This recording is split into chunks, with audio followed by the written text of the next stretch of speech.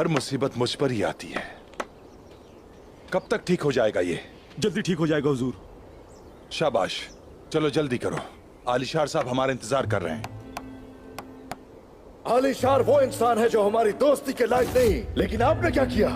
पनाह ले ली उसके यहाँ, आपको फिर भी सुकून नहीं मिला और आय गुल के रिश्ते की हाँ कर दी। अगर तुम्हें आय गुल का इतना ही ख्याल है तो उस वक्त जब मैंने कहा था कि तुम मेरी बेटी से शादी कर लो तो तुमने इनकार क्यों किया? मैंने जो कहना था वो कह दिया।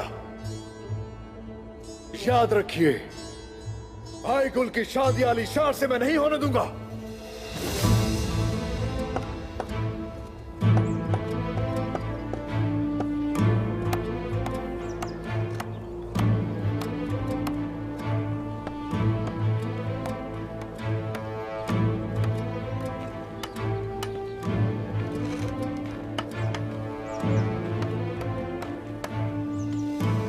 बेटी, चेहरा क्यों मुरझाया हुआ है तुम्हारा? देखो ये अच्छा हुआ है, घोड़ों ने भी सांस ले लिया इसी बहाने। हाँ, बातूर भाई का ख्याल दिमाग से नहीं निकल रहा बाबा। मेरी जिंदगी के इतने अहम दिन पर साथ नहीं है। वो यहाँ होता तो क्या हम इस हाल में यहाँ फंसे होते? वो अपने हाथों से तुम्हें कमरबंद बांधता और निजाम को बहाल करना है।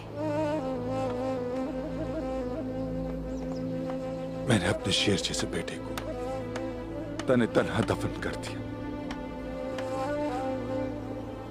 और अपनी बेटी को भी तन्हे तन्हा रुखसत कर रहा। मैं अपनी ही सरजमीन पर एक पनाह गुज़ीन की तरह मौजूद हूं।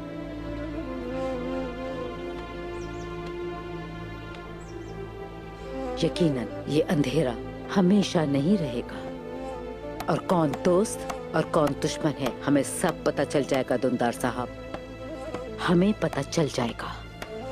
शुक्र है पता चल गया पता। मेरे बुरे दिनों में कौन कौन मेरे साथ था और इन खुशी के दिनों में कौन मेरे साथ नहीं, ये सब याद रखूंगा मैं। सिर्फ उस्मान ही नहीं बल्कि उसके पीछे चलने वाले और हमें मुसीबत से दो चार करने वाले हर शख्स से उनके किए का हिसाब लेकर रहूंगा।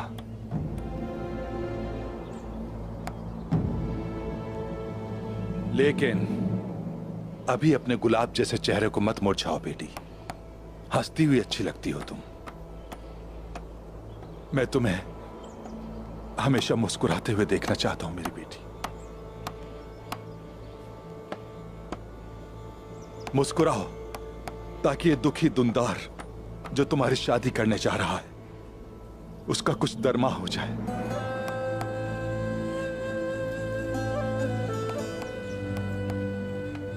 शाबाश।